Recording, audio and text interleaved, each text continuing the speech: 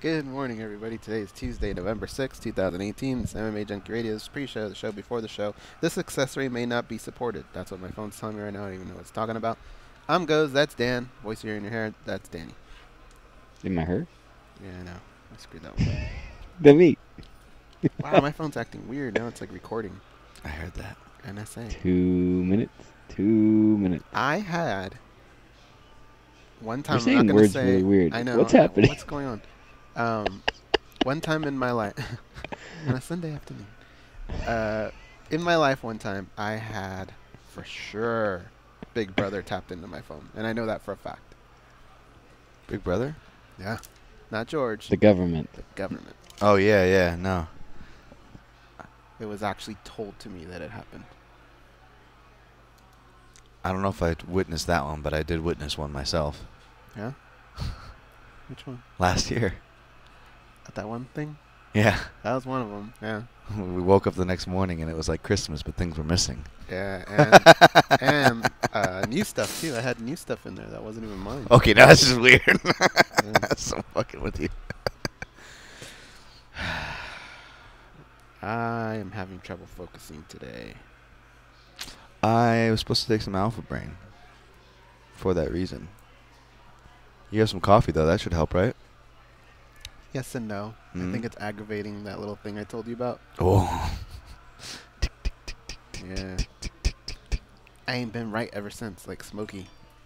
Oh, where'd that come from? Oh. Hi. Hi. That's so weird. We're having trouble focusing today. Fuck us. You guys are starting in 30. Ask George if we're breaking first. This guy wants to know if we're breaking first. This guy. No. This guy. I forgot No? your name for a second. Jesus. Then can he send me Darren's number? We're starting the show right now. He said, Say can you send me Darren's number?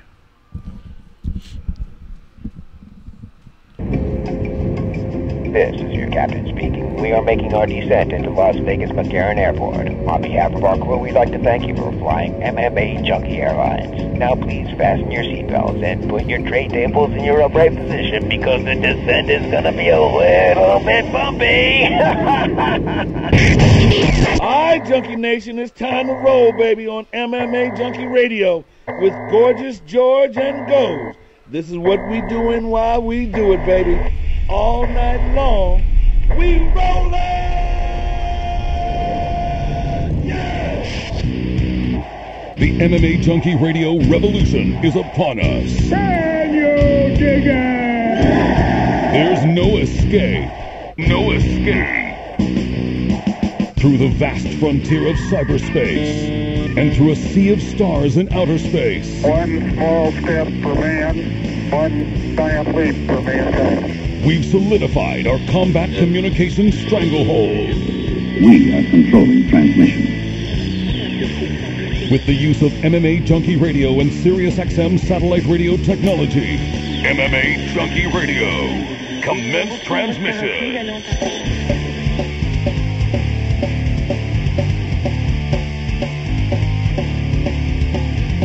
Live from MMAjunkie Radio HQ in the fight capital of the world, Las Vegas, Nevada.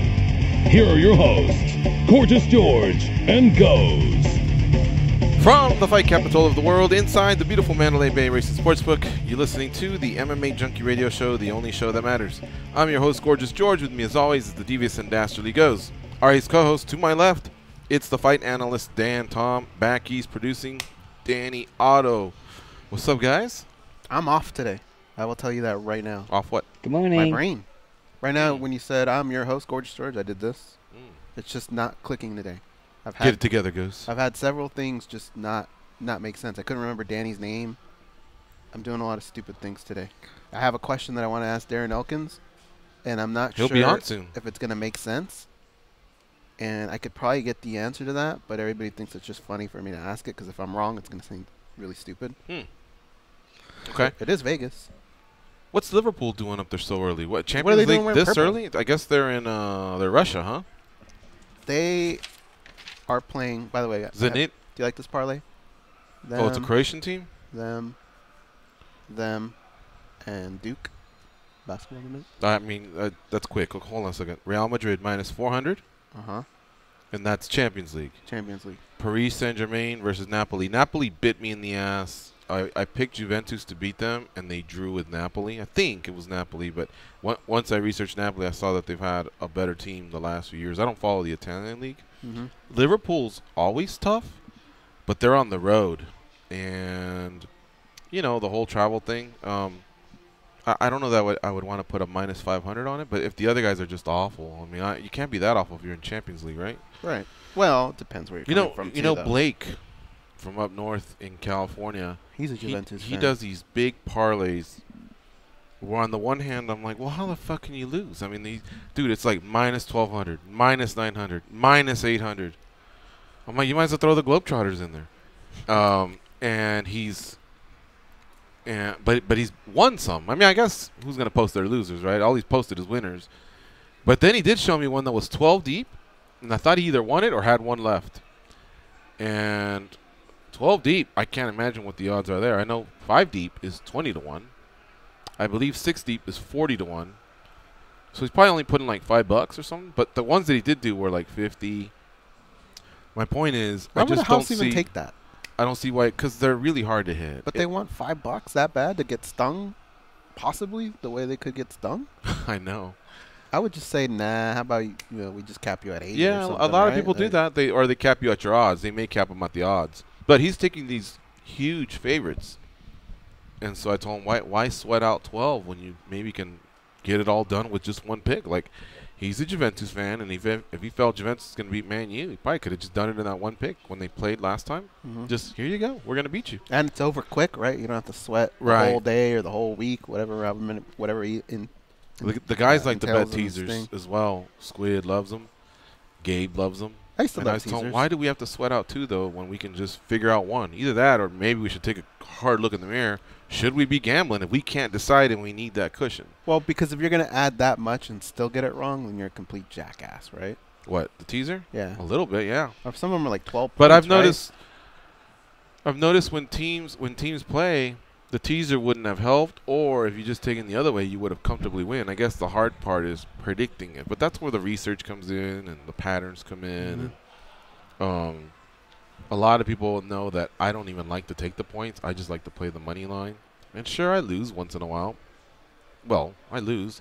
But when you hit, the money line odds are so great that you can make up for it, you know. But and I've been on fire with NFL. I have to hit a cold spell. I wouldn't ask me who I like this Sunday. Mm-hmm. Although that's what I said last Sunday because I was 9-1 between my last two Sundays. And Dave, the bobblehead guy, goes, "Who do you like this weekend?" Him and Straub. And I go, "Guys, this can't last. You know, I'm 9-1 in my last 2 weeks. Come on, just give us 5 picks." All right. Give him 5 picks, we went 5-0. Oh, wow. Yesterday we had Tennessee. Tennessee. Yeah, and on one of my parlays I had Tennessee on the money line. Dude, Dallas could have been up 21-0 in the first, and that would have been completely toast. But they missed the field goal. They threw an interception in the end zone, and they only got 1 touchdown out of it. And then Tennessee just came storming back. Does autocorrect sting you more or help you more? Have you ever tried typing in Megumi Fujii into your phone? I don't want to know what's going to come up there. It is impossible. I must have gone through it like 7 times where finally I just said, "Rock it. Whatever you say, that's what it is." As a guy with one It's hand, driving me crazy. I've been extra upset with auto typing and the way things are going. You know, it's making me I don't know how to spell anymore because of that. pay attention more. I have a magnet. This thing's like trying to go down my throat You want every to time. fix it? Don't get that dropped, Danny. every show. No, I'll get it. But yeah, I feel your pain there. And on the early note, I know we're gonna push forward to MMA here, but on the earlier note, Goz was saying, as somebody who constantly lives in a scatterbrained state, Goz is off today, man. I'm worried about him over here. I'm not making any sense. Bump your head or what? No. Do you sleep? Yeah. I've been waking Maybe up it was really too much early. sleep. I know. I saw you post the one of the previews or something at 4 a.m. I think you turned in some pics. I was Yeah. like, what's this guy doing? I don't know. I went to But- bed but at you did- midnight. You did tell us that on Friday, Chidi and Joko A will be on the show Oh. instead of Njoku Wani. But yeah, I'm pretty sure you guys figured that one oh out. yeah, I am. But you know, there's sticklers. The not fashion police. What are they called? The spelling police. Yeah. I used to say the same thing, but they were 100% right. It's just a good habit. SEO, consistency. Shout out to Dan Stupp, but he taught all the editors, and the editors are pretty good about it. And so I just take the time to look it up. And a couple times I've been lazy. Like, yeah, today I had to spell. Today I was talking about Roxanne Modafferi, and it was just in rankings talk. Mm-hmm.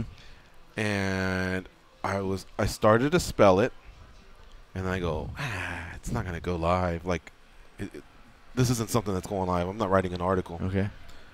And I go, no. And I went, I looked, and I was spelling it right, thank God. But it's just a habit now. You just have to ingrain it. You know, it was just rankings talk. I could just put I put Roxy on a couple, but my first one I always like to put the whole name, and then from there I just use nickname Sarge and all that. Mm-hmm. But it's just something that it either Darren stays with you or it doesn't. All right. Here's our first guest. We're going a little bit early.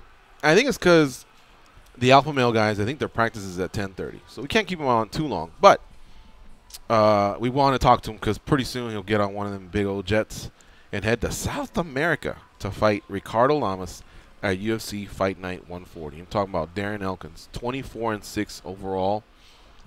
This guy, wow, what are we looking at? At least 20 fights in the UFC, man. Mm-hmm. He has put in his time. And this card is sneaking up. It's like on November 17th. So I wanted to catch the guys before they head out. That night, the headliner will be Neil Magny versus Santiago Ponzinibbio. And again, the Lamas-Elkins fight is the co-main event. All right, joining us now on the hotline, Danny, if you can punch him in, is Darren Elkins. What's up, Darren? How you doing? I'm doing good. How about you? Doing great. Thank you very much for asking. Well, I wanted to catch you early, man, before you head on down to Argentina. Is it going to be one of those where you head down a little early, or is it business as usual, head out on Tuesday? Leave a little early. I'm leaving Sunday. I think my flight leaves at like 11:30. So that way I get there Monday morning early. And I usually don't do any training on Sunday anyway, so that way it doesn't really mess up any of my schedule, and I feel great about everything.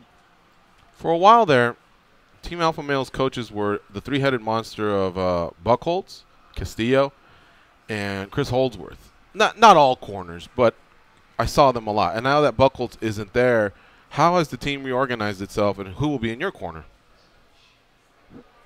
Yeah, man. I mean, Buchholz, I always got along with Buchholz. He was one of my main corner guys. But, you know, things change. I have nothing but good things to say about Buchholz. But I'm going to have Mike Malott, Chris Holdsworth, and Danny Castillo's going to still be in my corner. And, you know, it's going good, man. I mean, we had to, you know, change it up with when Buchholz left. But, you know, overall, we're finding our groove again, and the training's still been great. Who's the main guy? Who's like mostly in charge for either the game plan, or at least being the lead guy when you know in between rounds that you want that voice. You want to hear that voice the most, and that's the voice that you're gonna listen to. I would say Chris Holdsworth is my main guy. Like that. I mean, we have a good connection. We see eye to eye on a lot of things. And I put him as my main corner guy, and you know, we have a lot of similar style in jiu-jitsu and stuff like that, and I feel comfortable with him in my corner. Mm-hmm. Yeah, I mean, he is no joke on the mats, that's for sure. But at the same time, you've held your own, you know, against many top fighters. You've been very impressive as a grappler yourself. But I'm sorry, I cut you off there. It sounded like you were going to say something. No, I said no. He's sick on the ground, no doubt, and his stand-up's really good too. He's actually a really good stand-up coach. Mm-hmm. Now, I wanted to ask you a question here. After Garbrandt lost his title and with Buchholz losing, did the team experience any sort of a shakeup, or are you guys still confident in the recipe that is Team Alpha Male? You know, how you guys prepare and your game planning and all that. I'm just curious. It's not like an attack or nothing. Yeah, no, I think, you know, like anything, you got to readjust. I mean, that's just for teams always. I mean, people come and go.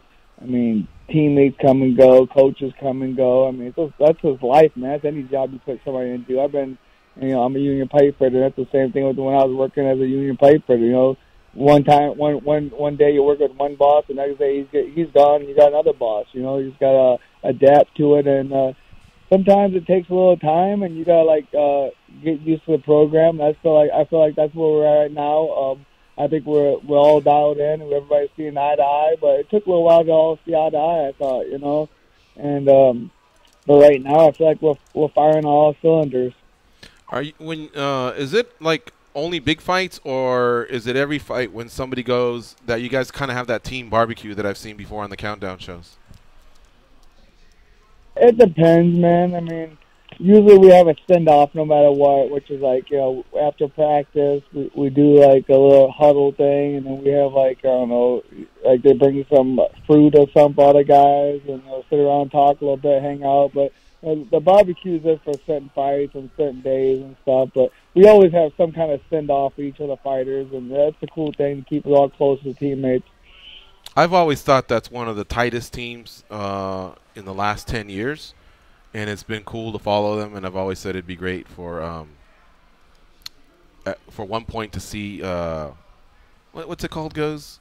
Where are they now? In 20 years. No, not where are they now, but some sort of an 30 for 30. That's what they call it. Of the Team Alpha Male, you know what I mean? Yeah, You've been there a few years now, Darren, but you know what I'm talking about. Just it seems like they've had quite a lot of history, and those 30 for 30s are interesting when they have controversies. You know what I mean? It's not every day is going to be golden days. You know what I mean? But so they've had some controversies. They've had some huge moments. They've had world champions on all levels.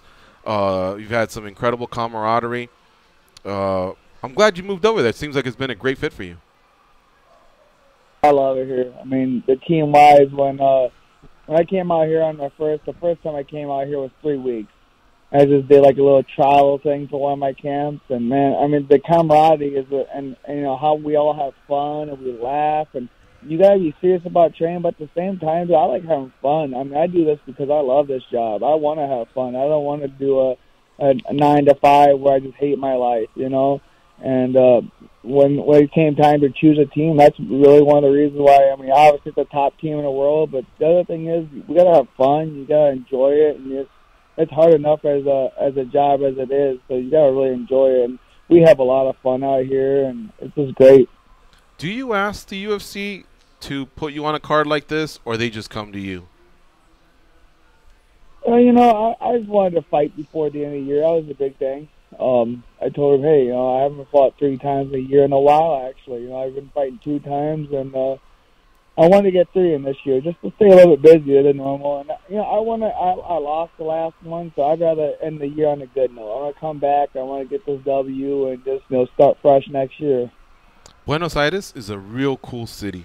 I know you won't have much time to explore it, but if you do get out, I think your opinion of it will be wow, I'm glad I did get out. I'm glad I did walk the city a little bit. It'll remind you of Europe, and certain cities back east. And I know you've been to Europe, so I know you can relate.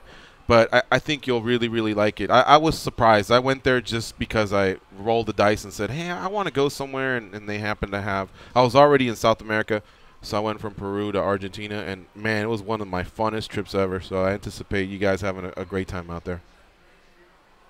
I'm looking forward to it, and we got the inside guy Guido Canetti. He lives right around there, so he can kind of show us around. He speaks the language, so it should be even more pleasant because of that, Yeah, hopefully if your weight's on, good steaks out there, steaks and wine. But that's gonna have to be post fight. Yeah, it's post fight. I'm looking forward to it. I heard the steaks are freaking one of the best in the world, so I'm looking forward to have one after the fight. Yeah. This is Darren Elkins we're talking to. He's co-main eventing UFC Fight Night 140 in Buenos Aires, Argentina. It's on November 17th. This is the Fox Sports 1 show. His opponent that night will be Ricardo Lamas, and both of these guys have been ranked fighters for many, many years. So a pivotal fight for both guys. Dan Tom, you go first. What you got for Darren Elkins? Hey, Darren, obviously you got Ricardo Lamas coming up, and you've been spending time focusing on him. There's no doubt that, you're going to be focused and ready to fight, as you always are. So I kind of wanted to shift gears and ask you about another fighter, perhaps, if you don't mind. Darren, you're on my list for like fantasy matchups that I would love to see, and the dance partner I would love to see you with someday is a guy called the Korean Zombie, who happens to be fighting this weekend against Yair Rodriguez. Again, obviously you're focused on the opponent in front of you, but let me just ask you for fun, what are your thoughts, Darren, on Chan Sung Jung, the Korean Zombie, and a hypothetical matchup with him down the road? I don't think it's too far-fetched, considering you guys are both, toward the top of the division, in my opinion. And two, how do you break down his fight with Yair Rodriguez this weekend? That's actually a fight that I've been wanting for a long time, is the Zombie, I just like his style. Obviously him and me we'll fight to the death pretty much, so it would be a fun fight to have, and I would, and down the road I hope to fight him. That's the matchup I've been wanting for a long time. He's been out for a while, he's had all these injuries, so it never really happened, but, definitely that's one of my fights that I really want, one of my fantasy fights, is get in there and just see who's tougher, see who lasts longer. Awesome. And, obviously, you got Lamas in front of you, but, Korean Zombie has Yair Rodriguez in front of him. And correct me if I'm wrong, maybe not during your tenure at Team Alpha Male, but both gentlemen have had training stints at Team Alpha Male. So can you give an opinion or a breakdown, if you will, on how you see that fight going? I was here when Yair was out here for a couple weeks, and, he's tricky, man. I mean, he has those tricky kicks and some stuff that you usually don't see him coming, but the Zombie is he's on a roll again, man. He's looking good. He looked great his last fight. He's been out a little while, getting through another surgery, but I see the Zombie just, out toughening him, being too tough for him, man. I mean, it's going to be a great fight to watch, but I think the Zombie's heart's going to win him that fight. All right, Goes, what do you have for Darren Elkins? Darren, you trained for a little bit at some point with Ricardo Lamas, correct? Yeah, I did. We're both under the Carson Gracie. We both trained for, I wouldn't say a ton, but we definitely had, maybe 10 sessions or more for sure. So outside looking in, there's times where we overanalyze things, and I've wondered if fighters can do the same, where most of us would look at that as maybe an advantage, a sneak peek behind what it's like to face a guy. Because it happened so long ago, can that almost be a detriment and make you overthink things? Nah, man. I mean, I've watched Ricardo for a long time. I respect Ricardo a lot. He's a great guy. Going into this fight, I know what to expect. I mean, he's going to bring it. He's going to come out with some kicks, some great wrestling, great jiu-jitsu. He's got the whole package, and that was so long ago. We're both different fighters. He's changed, I've changed, and I really haven't took anything away from that other than how I know how tough he is, and he knows how tough I am. At this point in your career, how different is it fight to fight? The whole experience, the whole UFC experience, can you look back and look at every fight and kind of remember one specific or special thing about each one? It's weird. This is going to be my 20th UFC fight, and I just enjoy the fights. That's the thing that I like, going out there and prove myself. The fame, the money, it's all great. I love it. But for me, it's the challenge, man. And each guy poses a different challenge, and, sometimes you win, sometimes you lose. But, I've always reinvented myself after those losses. I find different ways to improve myself. So this is going to be one of those fights where I got to do it. And, Ricardo's coming in, too, off of 2 losses. So we both got a lot of proving here. And I think that's going to, set up a great fight for both of us. And Cynthia Calvillo's still on the team, right? Yes, she is. She's still on the team. That's cool. So you got a few Team Alpha males out there. That's why you guys are having a decent sized contingent. Yeah. So right now out here we have Cynthia's going to be on the card. Nad, he's on the card. He's on one of the first fights. He did his almost all of his training camp out here, and then Guido came out here and he did all of his camp out here too. So we'll have 4 people that train most of their camp at Team Alpha Male going to Argentina. Awesome, man. Well, I hope you guys have safe travels to Argentina, and I want to wish you good luck on November 17th. Should be a great fight, man. You two have been around for a long time, and you two have been ranked fighters for a long time. So I can't wait to see this one. Yeah, I'm looking forward to it too, and like always, a pleasure talking to you guys. All right, you too. Take care, Darren. Take care. All right, that's Darren Elkins, folks. Follow him on Twitter at Darren Elkins MMA. Can't wait for this fight versus Ricardo Lamas. Yeah, in Argentina. I got a feeling things are going to get a little messy, if you know what I mean. Couldn't wait for that one, huh? Nope. Hey, who scored? Was that the Croatian team? Yeah. Wow. Okay.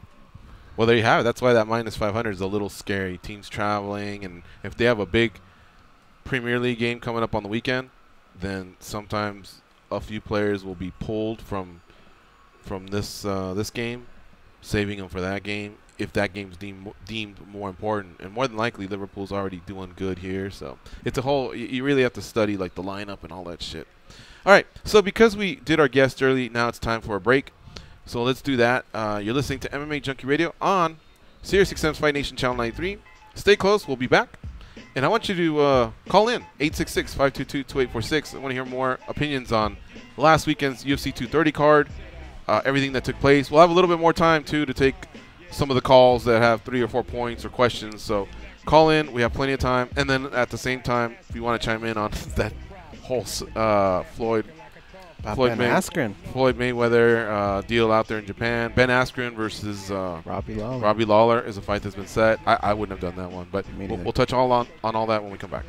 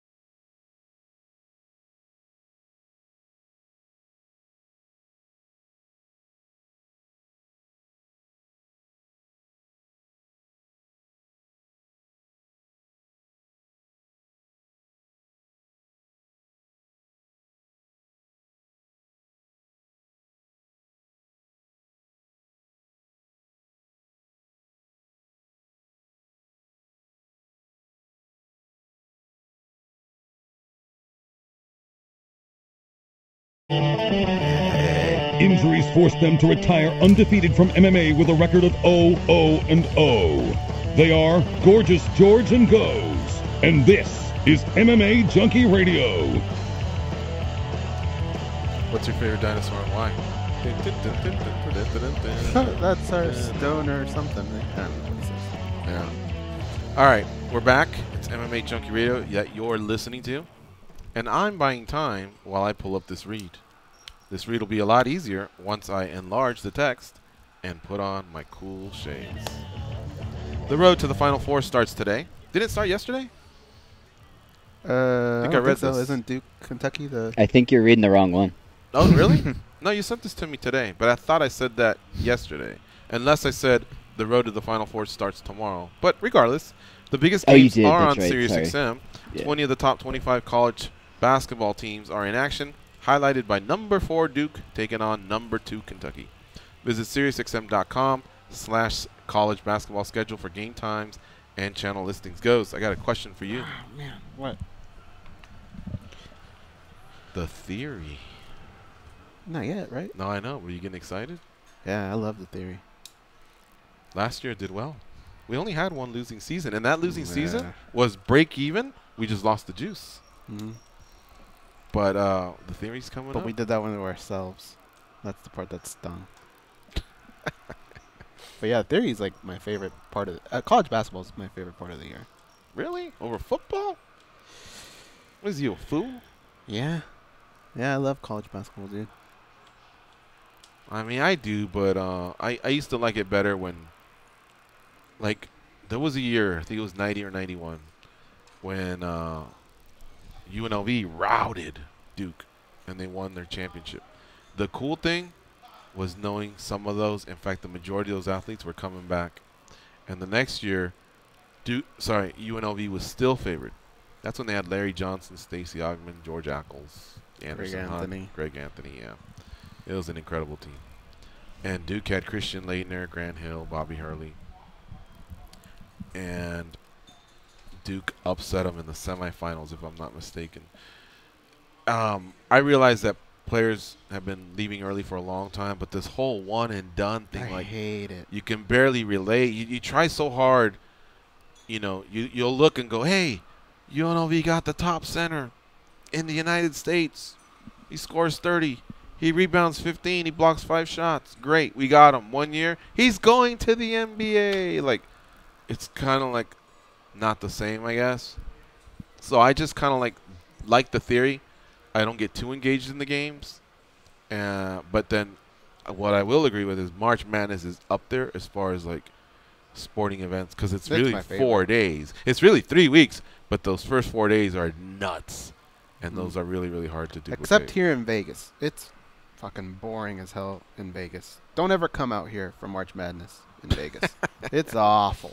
Stay away. Yeah. You don't want to get caught up in that boring shit. You know what used to be fun, too, was a day of college football, but they started spreading them out over so many days. With now a national championship, that kind of lost a little bit of its luster. Remember when that tree fell on the power lines and we couldn't watch the Rose Bowl? We had to watch it across the street. Did we? Yeah. Okay. I believe our day, though. I believe you, yeah. All right. 866-522-2846 is the number to call in. Let's chat some mixed martial arts. Or you want to give your thoughts quick on Askren and Robert Lawler. I don't know what they're thinking. I don't know if they want the UFC. Yeah, if they want to push Ben Askren or if they want to serve him up. I cannot figure that out. It's not making any sense. This is not a very good matchup for him. I don't know. Your thoughts? I don't like it, but for 2 reasons. What you stated, I don't think it's a good matchup for him. I mean, everyone's a beast. This is a guy that actually did well as a middleweight, won a couple titles, and he's very athletic. He's got good hips. He's got a great sprawl. He's not easy to take down, much less keep down. If you get him down and control him, you should have some success if you have the skills of a Ben Askren. But you got to do that for 5 rounds unless you submit him or finish him in that round. And I don't know that it happens with just 1 round. And if he can't get him down, then Lawler obviously has a distinct advantage on the feet. But that's part one. Part two is this guy's out there just poking. He got a round of applause at UFC 230. I mean, he got a pop in that arena, and Twitter blew up. And it wasn't because, yeah, we signed a 4-time All-American. He's a 2-time winner of what is it, the Hodge Award, I believe it's called. He's an Olympian. Yay. That's not why he popped. He popped because he's been talking trash, and he's actually won some titles, and he's actually stirring the pot. Robbie Lawler's not somebody that he's been aiming for. They should have matched him up with somebody that he's been, clowning. Masvidal. Colby if T. Wood's not ready. Till. The Diaz brother. Any of them. Just Lawler just was not really necessary. Hell, I even think he took a poke at Wonderboy. I still probably wouldn't have done that one. Yeah.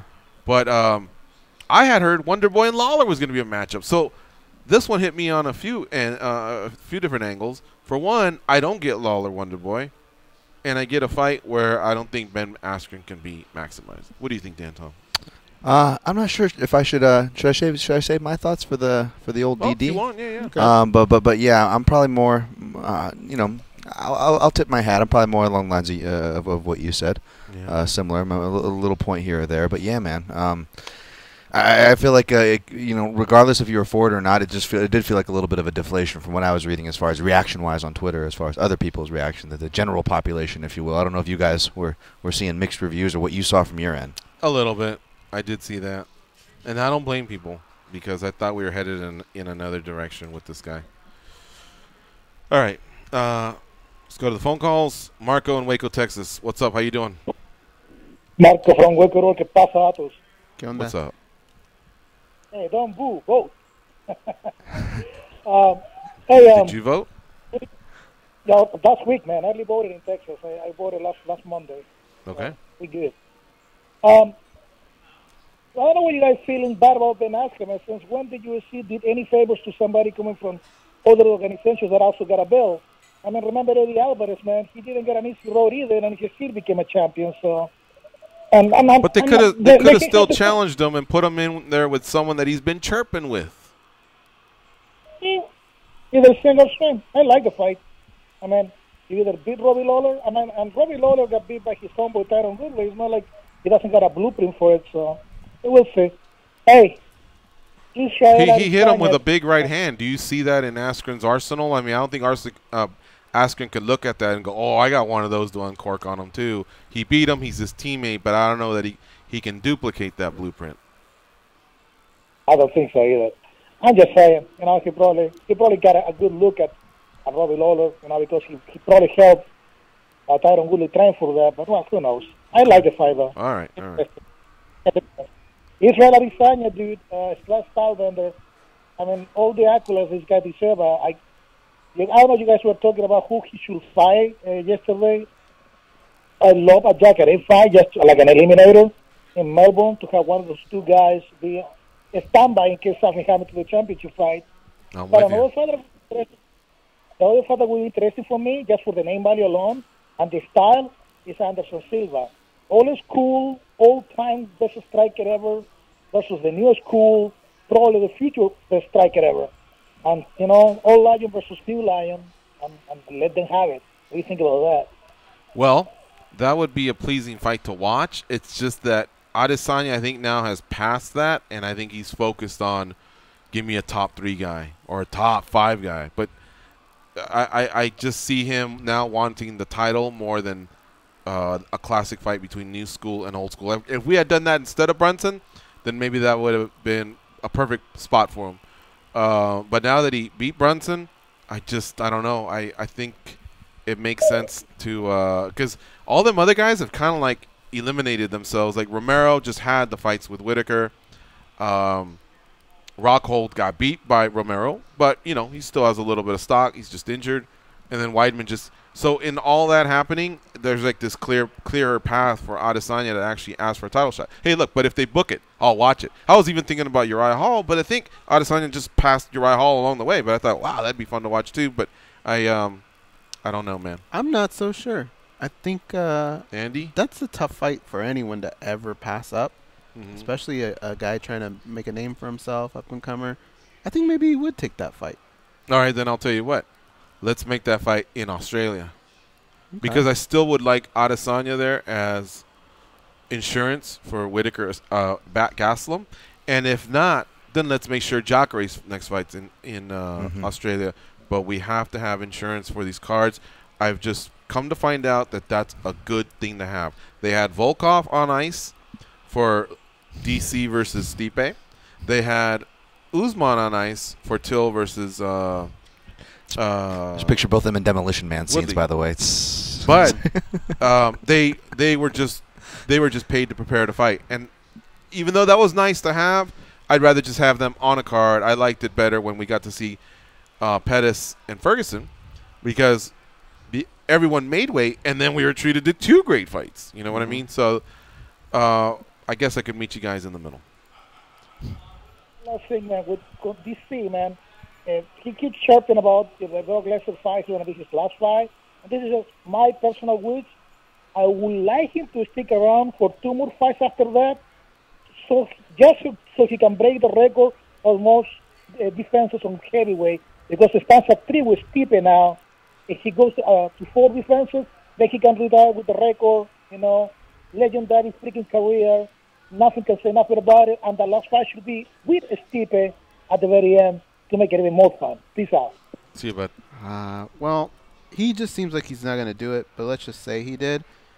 2 fights means about a year, maybe even a little bit more, because it's DC.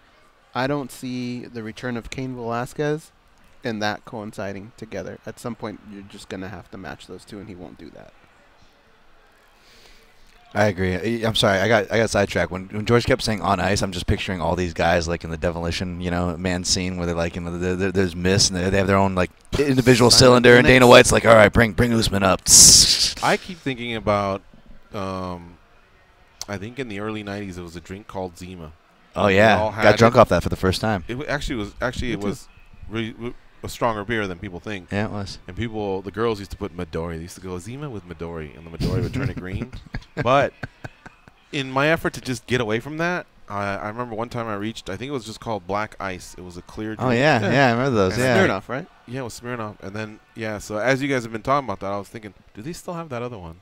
Smirnoff? The ice, yeah. I think so. I just remember I used to like it a I was little like bit. 2000. They brought back Zima, too. Did they? Yeah. Okay. I used to steal Zimas from your house. Yeah, he used to have parties, and then me and my buddies would come over for a little bit, but we would just steal them and then go to have a bonfire or something. Fair play. Nice. Nice. Let's go to Showtime in Tennessee. What's up, Showtime? Guess whose time it is? It's your time. Hey, what's going on, fellas? Not much. Hey, I'm gonna disagree with you guys on a couple things today. If Ben Askren is all he's stacked up to be, if he can't beat an old, beat-up ass Robbie Lawler, then he don't need to be in that position. So I think that's a good fight for him.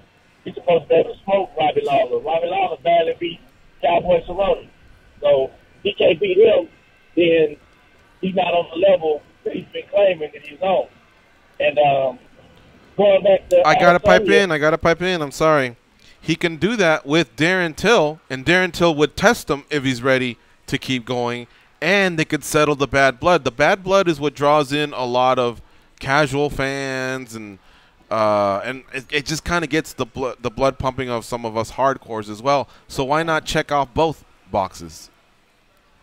I mean, he can get Till next. It's about time for Robbie Lawler to fight again. Then going to Adesanya. I like the kid and like his rise, but at the same time, I like Pablo Costa. So I'm not the one to hold fighters back and don't let them fight each other. This sports, the best supposed to fight the best. Yeah. So I wouldn't mind seeing those 2 young ones go at it. See, I come from football where you got to beat them.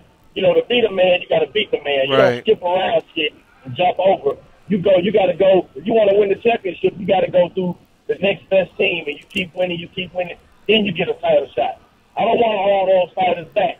And I look at him, I think Costa is just as exciting as him. Okay, no, look, Got a bunch I of agree. KOs. I agree with some of what you're saying.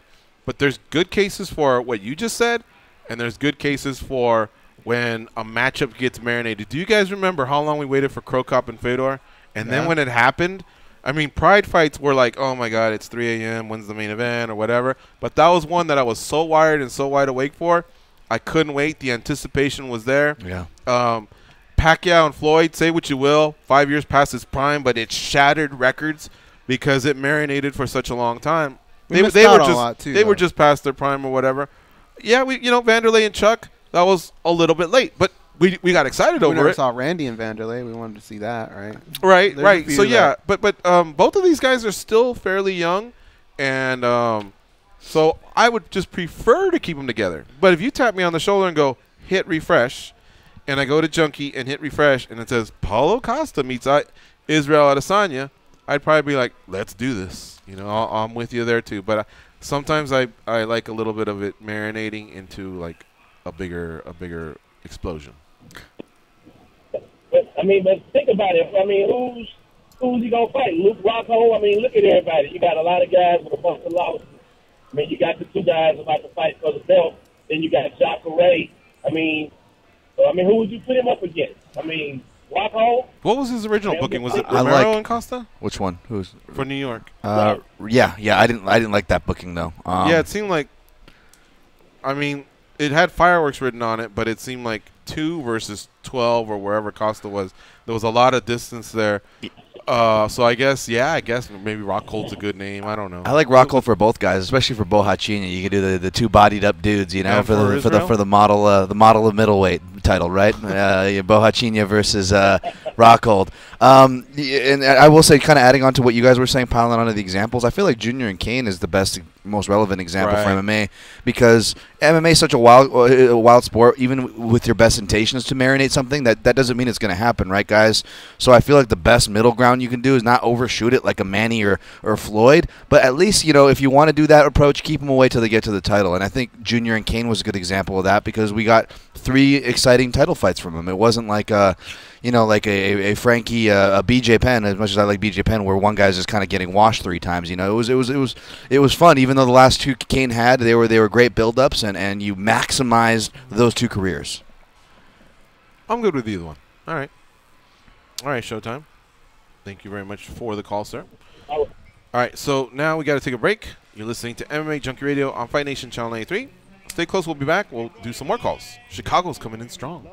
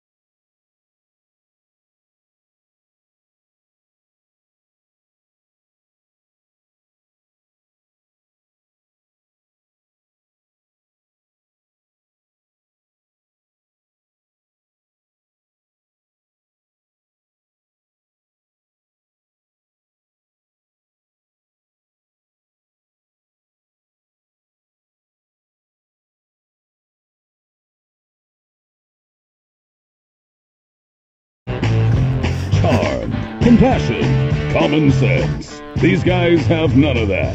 You listen to them, so you're no better. I am awesome, though. They are Gorgeous George and Goes. Get in the spirit of the holidays with SiriusXM's full lineup of holiday channels. 15 channels of commercial-free holiday music, including Holiday Traditions on Channel 3, Halle on Channel 4, and new this year, it's the Stars of Hallmark Channel. They present their holiday favorites on Hallmark Channel Radio. That's Channel 70. Get our complete holiday lineup at SiriusXM.com/holidays and bring the holiday cheer into your home on SiriusXM using connected devices and speakers. Back to the phone lines we go. It's Hal in Chicago. What's up, Hal? Hey, you guys remember Over the Top, of course? Yes. Yeah. Oh, yeah, we do. Over the Top's the best. The most creepy movie ever when you revisit it now, though. What? I wonder if Showtime got one of those things. Remember how he used to have like a pulley, and he would do pull downs to work out his forearm? Yeah. While he was driving the truck? Lincoln Hawk. He had his, Lincoln Hawk. Yeah, he had a Bowflex attached to his engine, didn't he? It didn't make sense though because it was always on the right side. I mean, yeah, I get that that's the arm you use to arm wrestle, but I mean, you don't want to walk in looking like Popeye on one side, right, and just being flat on the other. Yeah. You should have at least had two. Yeah. It would help Showtime instead of he's holding a phone to his ear when he's driving. But I was thinking about stun guns. I know I'm a day late, but let me stun gun all those dumb motherfuckers that tweet a picture holding proper 12. Okay, get the fuck out of here. You know what I mean? You don't like all that? these guys, hey. Is that still going on? I mean, get a retweet and and they're just, I saw Connor going retweet crazy earlier in the week. He was retweeting everybody. I think he's talking about Connor did like a retweet thing, and he was retweeting everybody on the thing. So if you follow him, you Hal probably got abused by Proper 12 on his timeline. Is that right, Hal? That is correct, Dan. As always, with the great analysis, great breakdown. Have you tried Proper 12? No, I haven't. I tried it. It wasn't bad. I remember, Dan, I think we said for its price point, we were sort of impressed a little bit, right? Yeah, I mean, the price point was what disarmed me. I was worried that he was going to try to, throw his fan base over the. Well, I don't want to make that analogy, but I'm glad he put it at a low price point because it wouldn't have gone well if he didn't. We had a couple fighters that said, I don't really drink that too much, so I can't even tell you if it's good or bad. But I'm kind of with you. Kind of with you. Yeah. I never rebought a bottle for that's worth. I'm a bourbon guy, man. Bullet bourbon, neat, and I'm a happy boy. You know what, dude? Mila Kunis is hot, Dan. but I've had it up to here with her and bourbon. And Jim Beam? Yeah. Oh, shut up about Jim Beam already. Can't they find someone else? Like, how Geico has, like, Flo or Progressive. They all, like, have different people. They need somebody else. Enough with her and bourbon. Ya cállate. Sorry. Hal. I mean, I say that, and I'll probably be tweeting a picture of me holding an IPA like a half a fake, too. So, who might have talked, you know what I mean? But, I saw a tweet about Chris Weidman. His wife posted something. A very nice post. Yeah. And it's not a joke. I'm not going to make a joke. But it was really heartfelt. But man, I kind of got a little angry because this is the thing I've had for a long time. Why do you let little kids watch your parents fight? I don't know, man. I'm not a fighter, so maybe I should shut the fuck up. But I am a father, and I would just, unless I was like, fighting a guy that I'm 10-1 to beat him, and I know I'm going to smash him like Daniel Cormier, Rick Lewis. But even that, he could have gotten knocked the F out. I don't think it's kind of cruel. You know what I mean? I don't mean to come down on the guy or anything. He's a great fighter, and I enjoyed the fight. You're not a fighter, but you're a doctor of psychology. So give us your take. How harmful can this be? I mean, look, their kids are very resilient, but I just think that it's unnecessary anxiety and stress. You know what I mean? And like, you never know. Let's just say a kid's already kind of anxious, and How? I think he dropped. Separation anxiety. Yeah, can you hear me? Yeah. Can you hear me? Yeah. Can you start that last sentence over, please? I was just saying that if you have already like some kind of separation anxiety, or daddy's away a lot, he's training, I don't see him. You're not home, this and that, and on top of that, can you hear me now? Well, No, I can't. Go ahead and finish your thought. Separation anxiety, we got that part.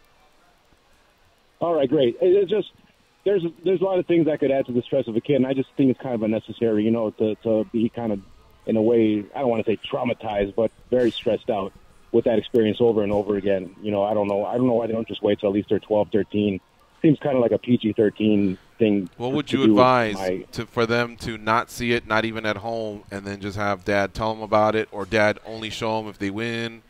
How would you advise? I would think that, you know, just kind of like just wait and see what happens, because you may not like what you see, you know. And I mean, like, look at guys that have had their legs broken in the ring and things like that. That could happen to anybody in there. And you know, let's say Anderson Silva's kid, watching him get taken out, he's screaming in pain, they're crying, you know. It's like crazy, man. But I will say I'm not a father, but and barely competed. But when I did, it was a thing where, like, my mother couldn't make it to my fight, for example, and I was like, good. I don't want you. I know how she's wired. I don't want her to carry that extra stress. And she's an adult, not a kid. And then for me personally, not just, you know, the unselfish, the selfish part is I don't want to think about the other person there. So if I had a kid, I would have the same stance actually as Hal here because of those reasons. So selfishly, it's one less thing to think about, and for the development, it's like, yeah, I mean, you know. Yeah. All right. Thanks for the call, Hal, and thanks for weighing in. All right. See you, bud. All right. So Kevin in Chicago, you're up next. But right now, we're up against the clock for the top of the hour break. It's a quick one. We'll be back in 40 seconds, right, Danny? Yeah. Thanks, Danny. All right. We'll be right back.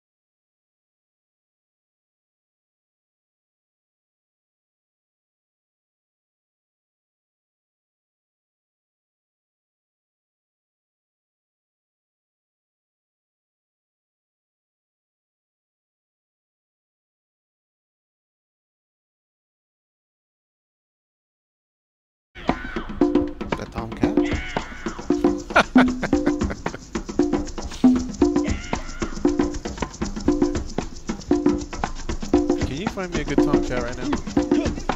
Good Tomcat? Yeah. Nobody makes this noise. This reminds me of the end of Interview with the Vampire. Yeah. It's good. I'm so dumb that I actually thought it came from that. Really? Well, it's such a well-placed song in a movie, you know? You didn't like that movie, huh? What was it? Interview with the Vampire. Tom Cruise? Yeah, Brad Pitt. What's he say? I think it was okay. I'm going to tell you a story. What's the most overrated movie, like one that everybody loves that you just can't stand when people say it? Anything Michael Bay? But they're not really overrated. I think everybody knows he's trash now. No, but he gets like super grumpy over certain movies when you bring them up. I know what he's going to say. No, what is he going to say? It's mostly hate because I haven't seen the movie and I'm late to the party and everyone's already made a big deal out of it. I don't really hate these things, but I guess the whole Star Wars thing has seemed a little geeky to me because even when I've seen it, I haven't been able to get into it. Oh, here we go. What about I already had it ready. I knew it was the Lord of the Rings phase. You know what I mean? But Star Wars, I think you could watch, and I honestly don't think you would like it. Then why would I watch it? But Lord of the Rings, well, no. If you went in clean, I think you would like it. But I think you're already a little. And then the whole zombie thing. What's that show? Walking Dead. Yeah. That I know you would like. I have I've been seeing things that upset me. I feel like I want a stun gun. I love our man Damon Martin. We got to get him back on the show, but his posts I feel like almost like give borderline spoilers because he'll cover like Game of Thrones and Walking Dead, and like from the picture to the headline, there's plenty of ways to achieve that. Entitling this is a recap and getting people to click without spoiling things. But anyways, I don't know anything this season. So. Yeah, and then I saw like Rolling Stone post something like this morning, like oh, thank goodness, like, and they're equating it to like social. Anyways, that show just went off the rails. So that's probably a nerve for me. But I will say the Star Wars one in relation, maybe it's a good thing, because not to let your brother get in your head with certain Star Wars things. Because even me, I'm a Star Wars fan, but you embedded the good into my head. And I don't realize how many things I'll post from like jokes to gifs that are inside between us. Uh-huh. That I don't realize that maybe other people don't get, or even non-junkie radio people don't get. Yeah. So Lyman Good does well, and I post the good gif, but I'm like, oh, it probably looks like I'm being a jerk to Ben Saunders right now, but really it has nothing to do with Ben Saunders. I'm a fan of Ben Saunders, but that movie's big enough where I think you would be in the clear there. Yeah, There's some people that try and quote like movies that nobody knows what the fuck they are, and they're just like, and they're doing that with the elbow, and you're like, what? Ben Saunders actually said, "Cash Me Outside." Mm-hmm. And everybody's like, "LOL." I still don't know what that is. And all that until I finally just Googled it, and it was that little girl that says, "Cash me outside." Right. You don't know what that is? Kind of. of. That was on Dr. Phil. From Dr. Phil, yeah. Yeah, and I guess she's super famous, makes a lot of money and appearances. And now even Cyborg's training her. Oh, jeez. But it was just the way she said it. All right, I'm busy trying to find a good Tomcat laugh. Or no, owl. Those make me laugh so much. I actually have them on DVR. When he gets, there's one where he sticks his hand in and the mousetrap gets his hand. He does a good one there. The owl? Let's talk to Kevin in Chicago. What's up, Kevin? What's up, guys? So I called in yesterday. I talked about how the UFC cards are kind of subpar. And Goes, you said the fans still tune in and watch. They know they'll give it to us because when they know we'll tune in and watch. But I feel like the ratings, haven't they been down? I feel like the pay-per-view's been down. Everything except bigger. Pay-per-view's been down. The ratings for the TV been down. Mm-hmm. And then you got this next card coming up. You got Chan Sung Jung. I feel like he hasn't fought in like 2 years almost. Mm-hmm. Against who's he fighting? Lamas. Yair Rodriguez. Who? Yeah, he's coming off a loss. I feel like he hasn't fought in a long time. Then the co-main event is Cowboy Cerrone versus Mike Perry. Cowboy Cerrone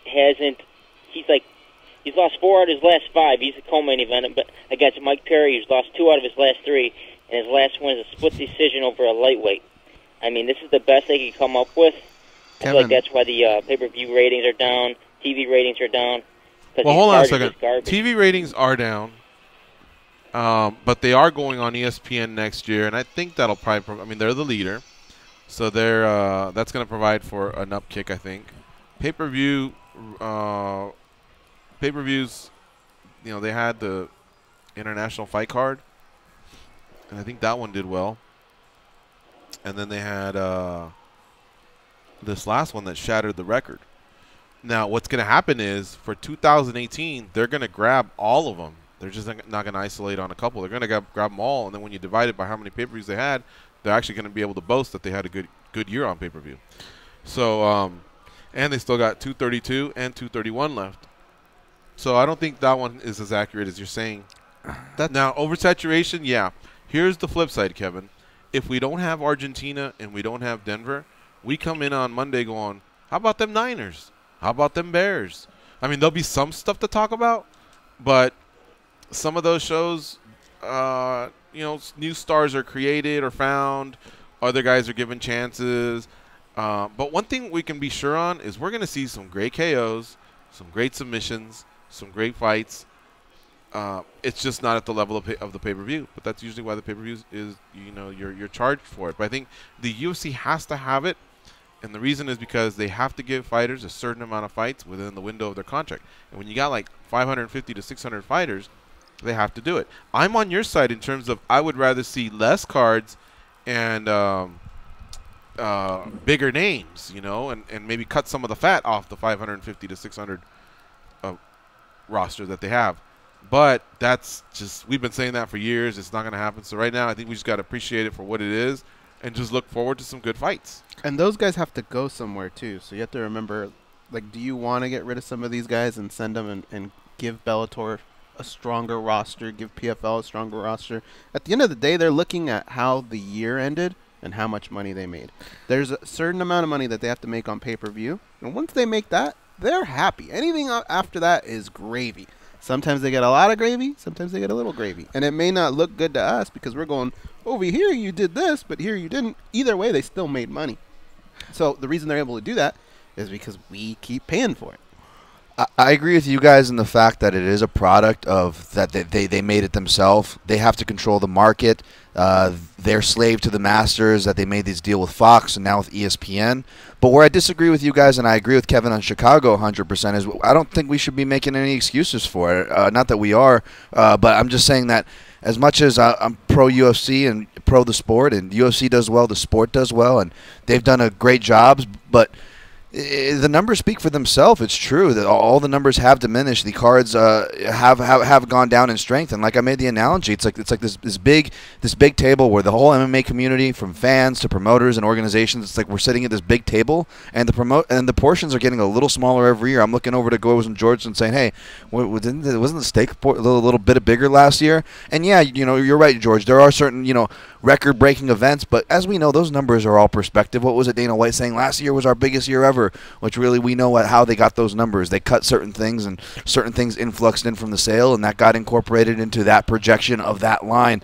So it's really interesting. Now, for the ESPN shift, I'm actually kind of skeptical on that at first. I think it's good for. I'm going to be optimistic and say any move, it's a move forward. It's a better move. I assume they're going to address any issues or any mistakes they felt like they had with the Fox portion of it. But you look at it, they're not giving me a lot of hope when they're taking the same number, the same problem, and they're transferring over. I'm looking at that ESPN transfer, and that to me was their opportunity to get ahead of this problem, to say, okay, maybe we can't. We've already kind of dug ourselves the whole shore, but how about we just maybe we'll do a little bit less shows, and in return, you give us more backing, more promotion on your network, more spotlight for our product and our fighters, and something like that. I didn't see that because the number of the shows are the same. And the other point I want to make is hopefully we can track down these numbers. If what was the projected numbers and what they thought they were going to do when they first went over to Fox, and what was the build to their steady numbers. In other words, it takes the audience a little bit, granted a little bit more back to the 2012 audience. They're less educated than 2018 audience. We're going from no major sports platform to a major one in Fox, granted. But what I'm saying is, from Fox to ESPN, it takes people a minute to catch on. Where's it going to be on? Where's it going to be this? Are we going to see, like, the first 3 months, are we going to actually see an even more lull of numbers than we're already seeing now, in other words? So, I mean, it could get worse before it gets better is what I'm trying to say. Well, I'm not a big TV and ratings guy. I just can say I agree. I've seen the numbers, and they're not as good. And remember, I bitch more about the cards I have to pay for. So when I look at it and go, oh, man, that's not like $229, or that's not like this card or whatever. And then I look and go, God, if we only had Magny and Ponzinibbio on the pay-per-view, or if we only had Lamas and Elkins on the pay-per-view, and push some of those over to the pay-per-view. But I think the UFC is just, but we want to go to Buenos Aires, and we want to go to Chile, and we want to go to Poland, and so they have to expand by spreading out. Plus, all these people need to have they need to have fights. If you don't have enough cards, then you can't carry enough of a roster. If you carry enough of a roster, you're going to lose some of your fighters to another organization. And I think that's why the UFC wants to keep that separation. So they do. I do find myself saying on weekends when there's no MMA, during the week is kind of fun in that it allows us to do stuff that we normally don't do. But on the weekends, when we're sitting there and we haven't planned anything out, I am wishing there was a fight card on. Well, and here's the irony of that. That's 100% true, but rounding back to what Kevin said is that we need to get these guys fighters and this and that. But rounding back to what Kevin said is the two fighters he's talking about are two guys who haven't fought at all. And the irony there is an 18-month layoff in Yair Rodriguez and a 21-month layoff in Korean Zombie. But here's the irony of it all is whether it's these guys who are fighting like the Mike Perrys and the Donald Cerrones of the world who are fighting all the time, or these guys who are having injury and contractual whatever layoffs, we can't tell them apart, guys. I'm still having to go, even me, Mr. Encyclopedia, Mr. Watches Footage has a memory like a vault. I'm having to go, wait, when did these guys fight again? Oh, he just fought. Oh, he hasn't fought. It all feels the same because we can't digest it. And a good measuring stick is no better time than we're in now, guys. There's two major runs that the UFC does, and the biggest of those two, we're in it. Last year, it was 10 cards in 9 weeks. I think we're something around the same line right now, but there's no week break. So let me know, you most staunchest hardcore fans that come in here, disagree with us on the oversaturation, fine. You're right to your opinion, but go ahead and pay attention to your feelings. Go ahead and pay attention and tell me when we're in week 3 or even week 4 of this 10-week stretch, if you can recall what happened at UFC 230 on the undercard, or if you can recall, Hell no, you know what I'm saying? Like it doesn't matter. Now, why is it important to recall though? Because there's great stories. There's great stories that these guys could be future contenders, and without that, it's really tough. Not all of them can be Max Holloways, and Max Holloway is an example I use because he's one of those few guys where he fought on the Facebook Live platform. He fought, I think it was like 8 different platforms you would have had to have watched Max Holloway, kind of similar to what we're talking about here, following the sport, what's too much. Max Holloway, thankfully, thrown into the fire, was able to persevere. Get on enough of a winning streak, but he had to go through all this crazy winning streak. Then we start paying attention to who he is, and we're in a sport where we're in a spot where we need these stars, guys. We need people to headline these cards. These cards aren't going anywhere. So what if UFC were to say by having more cards we create more stars? I would disagree with that, and I think the numbers disagree with that too. I think we have less. We visit this conversation as far as guys you could put on the top of the bill, and I think we could. There was an era of the UFC where we could get away with having like a Thiago Alves, Martin Kampmann, and with the even though there was no title stakes at the time, or maybe even a number 1 contendership, the roster was so rich and we were so dialed into everybody in the roster that their value was much more than they would be today, if that makes sense. So they could get away with headlining the card, because a lot of the times, if you want to counteract Kevin's point, when you go back and look at these cards, it's not exactly apples for apples. Like, even though I'm a Mr. Oversaturation guy, I will admit a lot of these cards that we're talking about, oh, they used to stack the cards so much in these days. When you actually go back and look at the cards, they're actually not as stacked. So to play devil's advocate to the other side of the argument, the difference, the reason why they're not as stacked, but they still make us feel that way, is because, like what I just said, it was less of a drawing pool. We could focus more. Our eyes aren't having to deviate from this guy to this guy to this show to this show. There was more of a focus, and when there's more of a focus, there's more of an inherent value. Why do you think guys like us, where I was like, oh, that Jim Miller guy, or we have all these affections for these fighters who never even made it to a dang title shot? Yet why are so many hardcore fans and media members will always talk about these guys with reverence? Yet we don't really do that as much today. Yes, we do. There are our little hardcore guys that we follow. Oh, that guy's awesome. Not many people know about it, but watch him. I would argue that it's a little less today, because even though we feel that way, the promotion doesn't feel that way because they're not getting their spots. I mean, we brought up like Brazil needs a market. We're talking about Paulo Costa, how we're talking about, oh, who should we match him up with? Because not only does middleweight need contenders, Brazil needs a market too. And Elizu Aleski dos Santos, we were talking about, he's on this giant winning streak and was on the prelims again, and then he gets another knockout. But I feel like we're talking in circles. Yeah. Because these guys need fights to and I'm representing the UFC side because I'm with you. I wish we had more stacked cards and less of them. Yeah. Except I also understand that if we didn't have this Denver card, Perry, Yair, Jung, Pennington, I guess we'd have to move them over to Toronto, and Toronto would get, squeezed out. I remember when 151 was canceled here at Mandalay Bay, a lot of fighters at Extreme Couture were pissed. And I asked them why, and they go, because the subsequent cards that were following were already filled up, and they already knew they couldn't fight for another 4 or 5 months. And so I think that's why the UFC started expanding, is because they wanted so many fighters on the roster. I see Beneil Dariush gets a chance to come back. He wants to get the taste of that loss out. Luis Pena, who was on one of the recent toughs, he gets to perform. Borg versus Benavidez. Benavidez wants to both guys actually want to come back. Pennington. So, I'm talking out of both sides of my mouth, because on one hand you'll hear me say, "Boy, I wish we could slide these over to some of those other cards," but at the same time, I really do enjoy these cards. I don't make. I've already accustomed my life to make plans. Like if Juliet and I go to the movies, it's usually like on a Tuesday afternoon or a Thursday night or something. We just go against the grain of the weekend. My weekend's kind of more this or other sports. What I am good at is, if I'm watching, I have the 3 TV setup. If I'm watching a great football game, I'm watching the great football game, and I'll mute the fights that I could just don't give a shit about. Because there are some fights on every card, even the ones that are stacked that we pay for, or the ones that are on Fight Pass or whatever, that you don't give a shit. It doesn't really matter. I know we're not going to discuss them or whatever, but I'll have it. And I have the beauty of going, holy shit, those guys are going at it, and pausing one and going to the other and getting it if I want to, So the one thing I figured out is, even though there's pros and cons to both, I think I have come to appreciate the oversaturation side a little bit. Well, you got to talk You know. out of your three sides of your mouth. You can be a fan. Middle? Okay. Okay. There's the business side to it, and then there's the media side of it. So there's three different ways that we can look at it. And some days we feel like being fans, some days we feel like being media, and some days we have to defend the UFC because they're a business. Of all those, nobody's really hurting. We have jobs because of all this, right? Fans get fights. They still get them. And the UFC's still making money. For as many ideas as we fucking have that we throw out that they should be doing this, doing that, they ain't hurting at the end of the year. Dana White isn't selling Ferraris. Now, going back to what Kevin said, he feels like this card just, it's a lot of fighters. He keeps pointing out fighters coming off losses. But I don't think that makes for a bad fight, a bad recipe. Maybe. Not know every what I mean? card is directed to Kevin, though, or to me, or not every card is for everyone. I mean, there's reasons I for think certain Kevin cards. should just chill and enjoy it from Chicago. But if I'm a Denver resident and I was waiting for a card going, you know, I'd be like, oh, man, you know, maybe a few of these are coming off.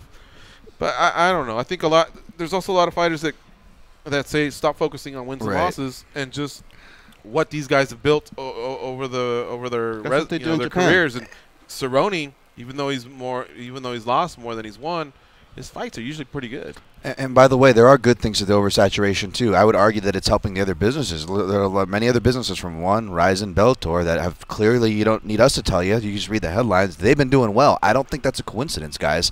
I think that more people are realizing that, okay, maybe my story will get lost in the shuffle here. As great as the UFC is, as much as they've done for their career, as much as we want to be there, it's we're seeing other guys exercise that option, and I think that's not a bad thing. Even if you're pro UFC, competition is not a bad thing.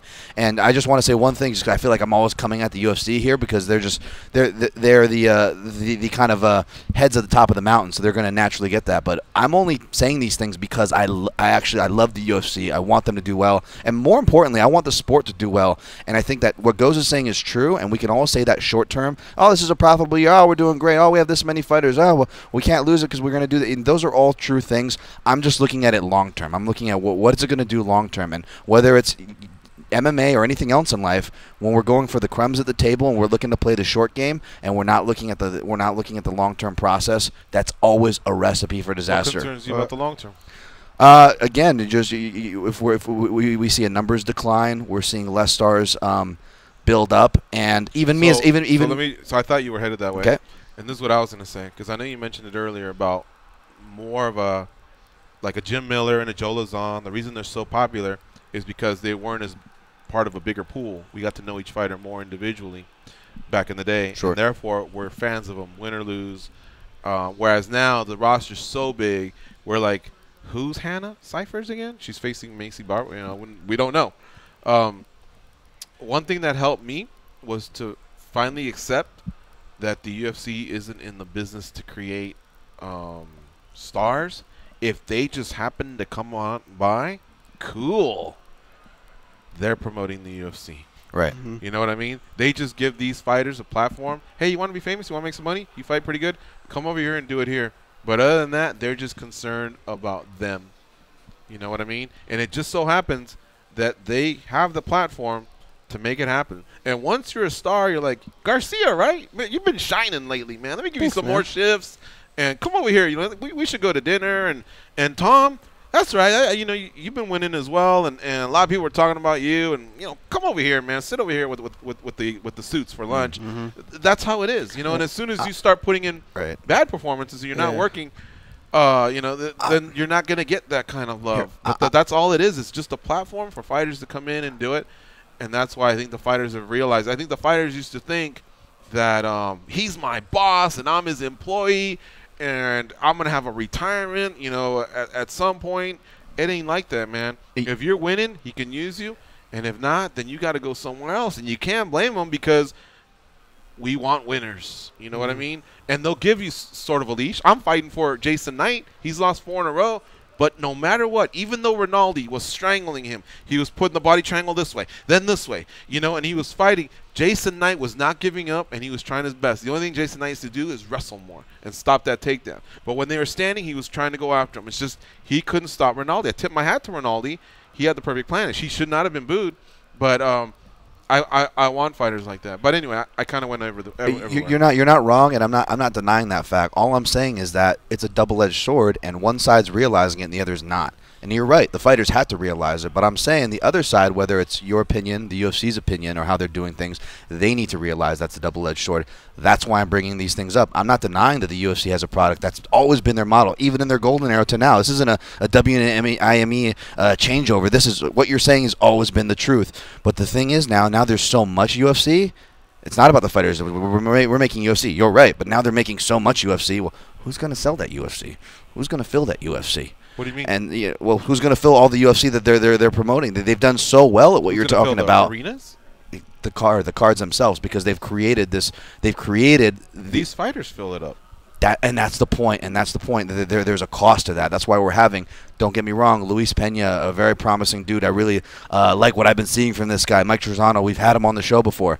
But that's not a main card, man. And even when we had these tough guys, it was a big deal. It was, oh my God, it's that tough guy from the show. Even the guy that didn't win, we're gonna see how he does in the UFC. This whole Ben Askren, Robbie Lawler, we get to see how he does against a UFC fighter. We're not even doing that anymore. We're just matching these guys up to put them there. We're taking the Dana White Tuesday Naked Contenders, only call them if we have a short notice fight.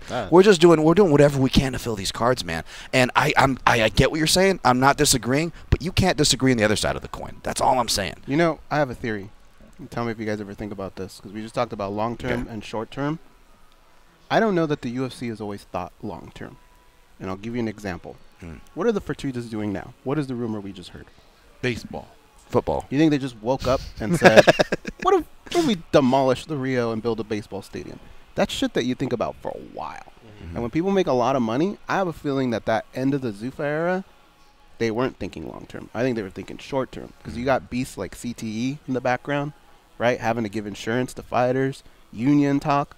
I think they were doing things with the intentions of, let's just try and make as much money as we can right now, because we got to go. We got to build stadiums. We got to do other shit. Mark Cuban, he doesn't just sit there every year and go, all right, so what were the Mavs doing again? Like, he's on Shark Tank. He's doing all kinds of shit. I think now this new generation, the new owners, I think they're trying to rebuild what they did. And now they're trying to think a little bit more long-term, but I think before that, they were thinking short-term. And I think that's why we're kind of in a little bit of a mess that we're in. Interesting take. That's my theory. No, it's an interesting take. I don't know, guys. I just think they're just concerned about, can the UFC make money? Great. And along the way, the reason they don't feel as bad is because the fighter pay goes up. They make controversial decisions along the way, but I know that their feeling is within themselves is, oh, what are they going to do? Leave us? And if they do, they're not going to have it as good as they had it here. A few have been able to break that mold. The ones that have gone over to Bellator and seem to have some relatively happiness or success or whatever. But not many, right? We can count them, on two hands? For the most part, they have a platform, and if you can succeed in it, great, and we can make some money together. And then when you're done, see ya. And the reason they can, at first they used to hurt, but now they can do it is because they have a bigger pool of these superstars. Before it was like Ortiz, Couture, and Liddell, and Penn, and Hughes. But a couple of those guys would get injured or whatever. A lot of it revolved around them. Now it's a little bit different. Now they have so many fighters. And now a lot of people just recognize UFC. Hey, do you train UFC? When's is your favorite sport UFC? They don't even call it MMA. Yeah. But the fighters just, they're going to have to live with that slow little progression of getting their piece of the pie. But the bigger piece of the pie will always be the UFC. Damn you guys. And here's the thing, guys. Here's a whole other thing to it is, sorry, Tony, DJ Tony, I wanted to talk to him. Here's another thing. Right when he said, here's another thing. Here's another thing. He ran a pues. Here's another thing is, as unfortunate as it is, collectively, those 600 fighters, the UFC needs them, but one individually, the UFC doesn't need them. So one can't even stand on their own. And losing one's really not that big of a loss. It really isn't. I would only disagree in the case of Conor. Just catches breaks. Look at this year alone. At the beginning part of this year, we had no John Jones, no Conor McGregor, and no Brock Lesnar. Ronda, we had accepted, is retired. She received her award, and she's with WWE. But what happened? Conor started getting the itch. He comes back. He fought. Biggest pay-per-view ever. Jones finally settled his deal. He's fighting Alexander Gustafsson at the end of the year. And Brock Lesnar, he was brought into the octagon, and it looks like he'll face Cormier sometime in 2019. I mean, that is a pretty nice, strong run. They make money no matter what. It's just that when they get these big stars back in the mold, whether it's the existing ones or new ones are created, now it's Christmas time. You know what I mean? It's time to really, really stack some paper. Yep. All right. We got to take a break. You're listening to MMA Junkie Radio on SiriusXM Fight Nation, Channel 93. We'll be right back with Josh Gross.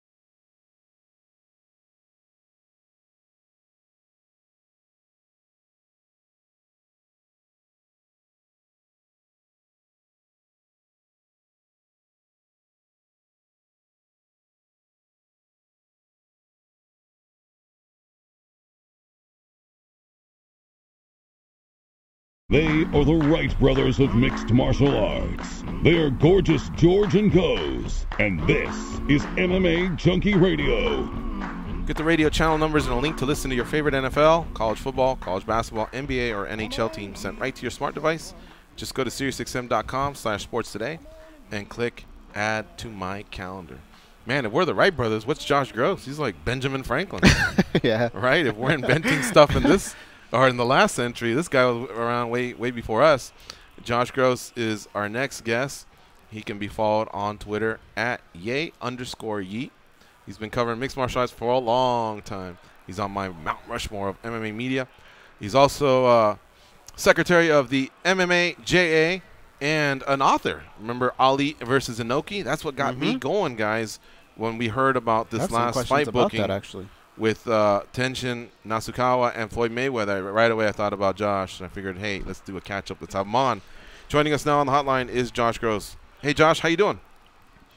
I'm good. I think I'm either Thomas Edison or a caveman. One of those two. I'm not sure which. All right. Hey, first let's start off with the bad. And then that way from there on out it can be the good.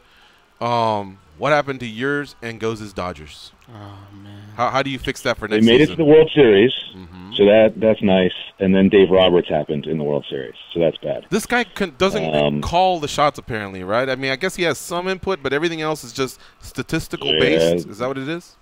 Yeah, a lot of it runs through the front office and matchups, and it's just you get away from baseball and the thing that Tommy Lasorda had, just that feeling, that gut. You run with your guy, right? I think sometimes we get too deep into the analytics and forget about the spirit behind the sports. And to me, that's what happens. Unfortunately, some poor pitching calls by Dave Roberts. I think we could have done better in the series. But credit to the Red Sox, excellent team. I mean, the best Red Sox team in history. That's something. But it's a terrible feeling when you can just see it already, the writing on the walls, and you know what he's going to do, and you see him walk up there, and you go, you're about to do something dumb. And you know it's coming. It's the worst feeling. Well, like Josh said. It was just inexcusable to bring in Madsen with runners in scoring position in Game 4. It's just inexcusable to do that. There's no justification for that. Like Josh said, Tommy Lasorda, he would not have listened to somebody that told him, you should. The guy you're sending up, this left-hander with a tweaked hamstring, you're better off bringing someone else. But Lasorda had a feel. He talked to Kirk Gibson. Kirk Gibson went up there and bam, that started the whole deal. Tommy would not have taken out Rich Hill. He's like, you're the lefty who's shutting these guys down on a one-hitter? Sure, okay, keep throwing, buddy. Yeah. That's what he would have done. Yeah, I agree, man. All right. Well, I wanted to ask you, what was your reaction when you heard Floyd Mayweather versus Tenshin Nasukawa? It kind of came out of nowhere, but, boy, Twitter blew up. My reaction was start tweeting about it like a maniac, which was great. I mean, it just kind of came out of nowhere. It was really kind of refreshing that way. I mean, you remember how much the build-up to McGregor and Mayweather was, and all the back and forth, and just the posturing in the media, and people every press conference that was inundated by this stuff. This felt like out of the blue and fresh. This was different and nice. And I still have a lot of questions, of course, about what it is, what it looks like. I know Tenshin Nasukawa is the real deal. I'm not sure Floyd even knows who he is, but he's probably going to figure it out pretty soon. And, I guess I'm intrigued. If they're doing something fun, if they put Floyd in MMA-sized gloves, and it's just boxing, or it's boxing with some dirty boxing. I mean, I'm not expecting much more than that. I don't know. It's hard to know what to make of it. Floyd wants to have business in Japan. He's got business interests over there. He's been making inroads there. I mean, it all feeds into that. But it's a special martial arts bout. We get these from time to time, and it's kind of nice once in a while to embrace the idea that you can just do something off the beaten path, and it's okay. But I guess we'll see what it turns out to be in the end. Make no mistake, they're boxing. I mean, they talked about special rules, and those will be forthcoming. But at the end of the day, do you see Floyd doing anything outside of boxing? He doesn't strike me as Muhammad Ali, where he was more of an adventure guy. I could see Floyd putting on 4-ounce gloves for this fight, and I could see it in a situation where it's boxing, but they add in clinch work, like you can hit and hold, things like that. I could see that. I don't see any kicking. I don't see any knees in the clinch. Definitely no grappling. But something along those lines, I could envision that, yeah. All right. Josh Gross. I mean, if it's just a 4-round boxing bout against a 125-pounder, I mean, what are we doing? So if Floyd's interested in pushing the boundaries a little bit, that'd be cool. Yeah.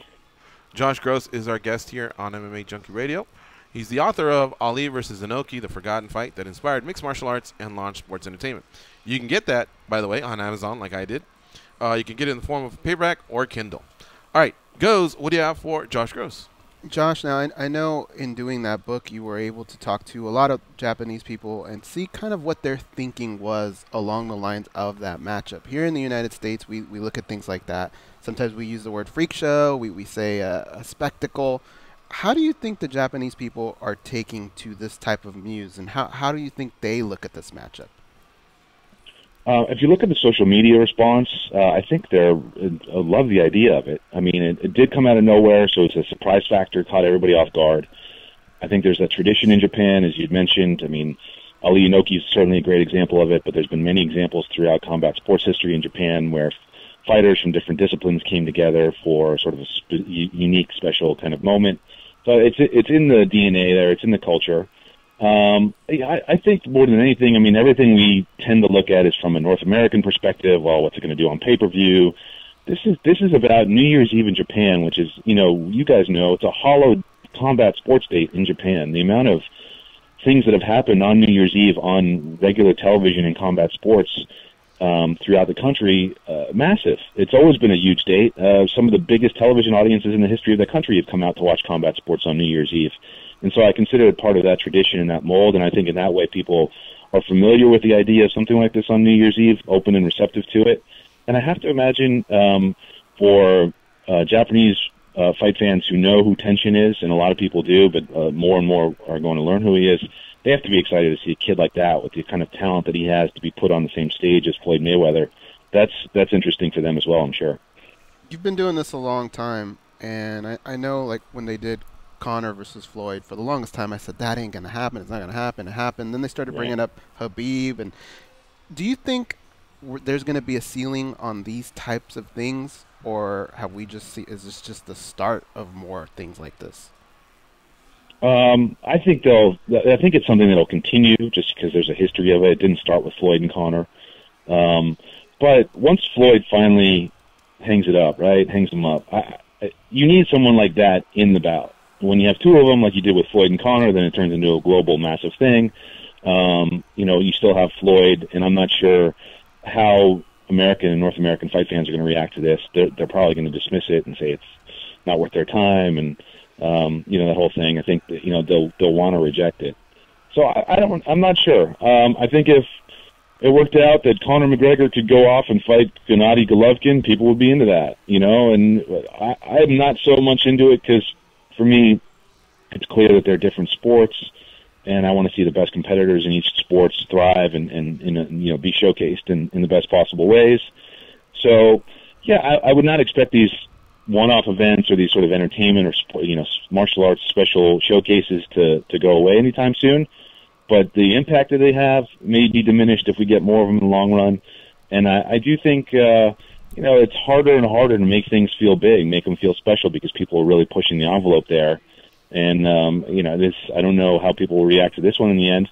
But I hardly doubt it's the last time we get something like this. I mean, it just seems to be ingrained in combat sports that it's about the event, it's about the amount of eyeballs and attention you can bring to it, and these events work for that. At any time during your research for the Inoki Ali book, did the Japanese people ever bring up trying to get Layla Ali to do something similar to what her father did? Did that ever come up at all? I'm not sure if that specifically came up, but I had heard stuff about Layla, potentially going off and doing things outside of boxing, but never anything seriously. And Layla was a good fighter.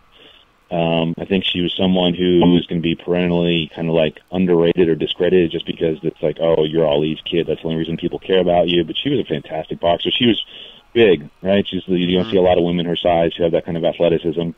So she didn't have a lot of people to fight, which is always the hardest part. Can I point to one specific thing and say, oh yeah, she was going to show up here on this date in K1 or Pancrase? No, nothing like that. But if you look at the history of MMA promotions or combat sports promotions in Japan wanting to bring over famous boxers to have them compete in a more martial arts venue. I mean, that stuff is regular. That's pretty typical. And I'm sure if they had the opportunity to, they would have. All right, our fight analyst, Dan Tom, he's got something for you. Dan, what do you have for Josh Gross? Hey, Josh, kind of a loaded question, but, man, you're the best person to ask, not just because, you've been covering the sport since 2000, but also, your relationship in particular with kind of what we're talking along the lines of Japanese MMA. Obviously, there's a lot of talk. We were just having a kind of a debate, if you will, on the show about, the UFC oversaturation, their expansion, and the effects of that. And there's a lot of conversations on that, Josh, and there's a lot of takes we can all have and derive from the numbers and on where they're going. But the question I want to ask you is what at least I believe that this effect has had on the outside of the worldwide combat sports. Bellator is doing really well. One's, breaking new grounds with the deal. PFL is kind of reinvigorating the tournament format. Obviously, we're talking about Ryzen and the super fight trend there. Is this stuff a coincidence, or how do you view it? Is the UFC expansion having an effect, positive, I dare say, on the worldwide MMA market? Look, I think the more mixed martial arts there is, the more it's covered by big-time media, and it is covered more by big-time media than it's ever been covered before. That means more eyeballs, more attention. The more you can draw people to events like Khabib Conor did, which was a global event, a global fight event. That's just going to make, rising tide lifts all boats, right? That's kind of the idea of it. And I think certainly we're in a unique and fun period in MMA. People for the longest times, like, can someone rise up to be a competitor to the UFC? Well, you don't really need to rise up to be a competitor to the UFC to have global reach, to be important, to promote great fights. I think if you're going after the UFC in the pay-per-view business, good luck. That's still the hardest nut to crack. But there's certainly open venues for people around the world. We've seen one establish themselves throughout Asia in a way that no other market, and I don't mean Japan especially, but like Asia at large, they've done it in a way that no one else has done. They're now trying to knock on the door of, American fans' consciousness, signing people like Eddie Alvarez, who knows what Sage Northcutt's doing. They brought over Ben Askren for a bid. Now that trade with Demetrius Johnson is a big deal. More and more of these, I don't want to call them secondary promotions because they're not. They're great promotions. They have tremendous fighters who could win a lot of fights in the UFC. But these promotions that aren't UFC, I think, are benefiting from the UFC's growth, from the UFC's sale to WME in 2016. That is an enormous effect everywhere in terms of the perception of the sport. And when you have events like Khabib and Conor that do transcend and go to a place that really no MMA fight had done before, everybody else is going to feel that. I think that's what we're in the middle of now, sort of that bounce period from Khabib Conor.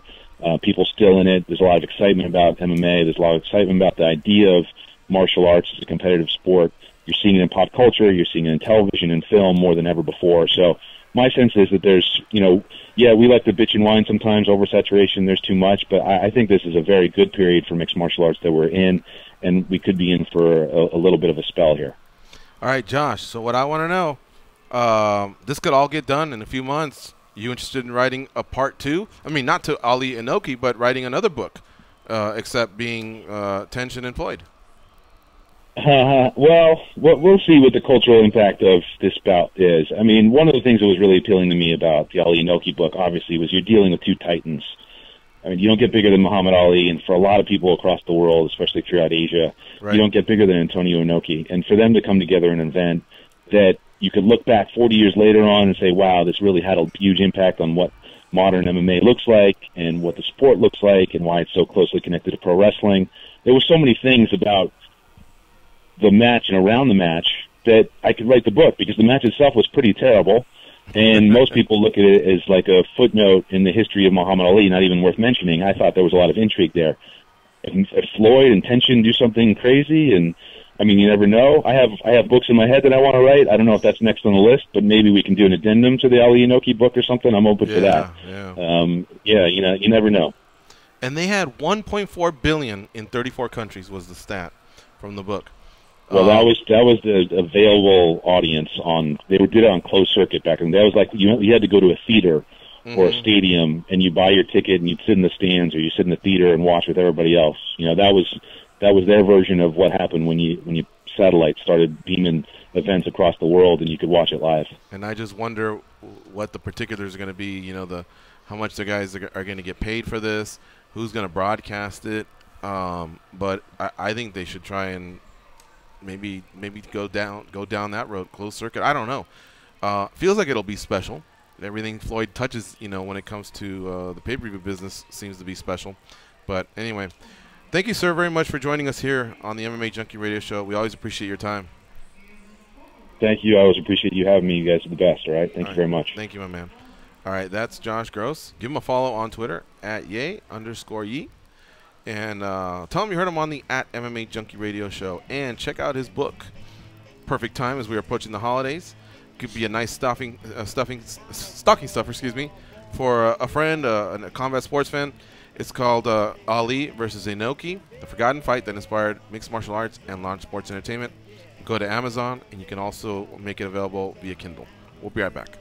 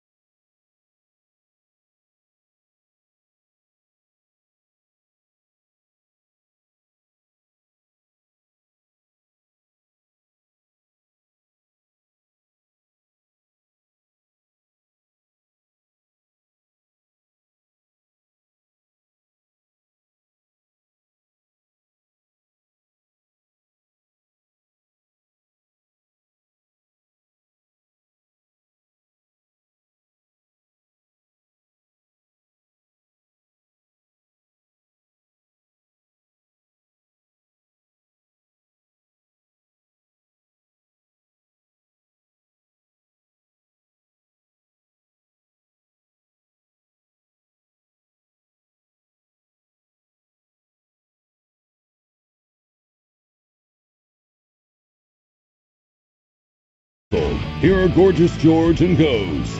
All right, we're going to dispense with the read. I finally found a good Tom from Tom and Jerry. A good yow. Here it goes. Let me see if I can get the mic as close as I can.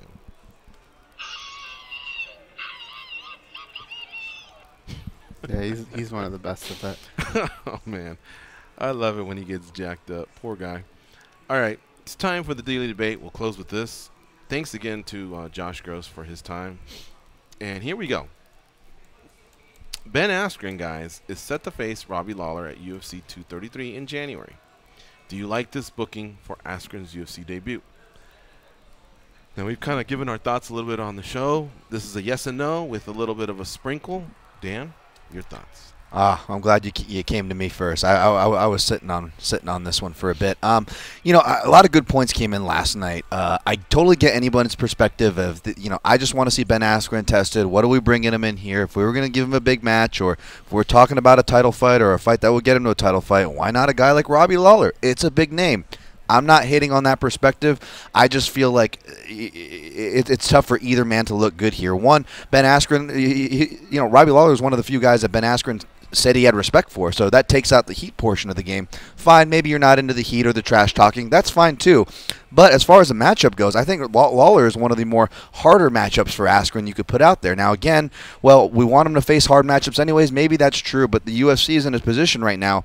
Stars is a funny word, but let's be real. We need people that we can put on top of cards. Both these guys fit that bill. Putting them against each other, having them knock each other off, I don't know what that does. And even if Lawler, I'm not sure what it does for Lawler, because even if Lawler wins, I'm not sure if he's going to look that impressive having to defend takedowns or not. And what's that going to do to Lawler's psyche? Does he even get excited for this fight? This feels like a very matchup that he had in Strikeforce, where he was constantly being pitted up against wrestlers, and he would show up to those fights very uninspired. So, I mean, they're just hooks that kind of have me going the other way. So I'll say no. Joes? I don't understand if the UFC is bringing him in because they want to have a good body, somebody that can challenge for the title, or if they're trying to make a point. To me, I think they're trying to make a point because that matchup is not a very good matchup. And you're taking one of Ben Askren's strengths, which is talk and smack, and you're matching him up against a guy who does none of that. So I don't know how you're going to sell that fight very well. I think the UFC is trying to make a point. I'd say no, this is not a good matchup. Well, okay, then when it's unanimous, I agree with no, except for different reasons. I like the heat. I like the drama. And once he signed and we knew he was coming, he was already chirping, poking and needling Masvidal, the Diaz brothers, Perry, Darren Till. Those guys went at it. And I thought maybe, in fact, I thought that's the fight that would make Darren Till actually jump on that treadmill and do 171 one more time, because it's not a title fight, and maybe get a chance to beat up Tyron Woodley's teammate. Who knows? But we didn't get it. We're going to get this fight. And look, they're two great fighters. It should be a fun fight. It's just I don't like the booking. It's a yes or no question, and that's my sprinkle. I would have went with Till. There you have it. There's today's daily debate brought to you by the MMA Junkie Radio team. The results, by the way, are 66% said yes, 34% said no, 1,278 votes were registered. So actually, most people disagreed with the three of us because we were on the no side. The hell with you guys. All right. We got to wrap up here. Well, Dan in Oregon, you got literally 45 seconds. Go ahead, Dan. Man, I just want to help you guys out with a little bit of information. I found out some news about Risen 14, and this shit, tickets went on sale, sold out within hours. From what I'm hearing, 25,000 tickets are gone. They're probably going to open up more, though, open up the whole arena.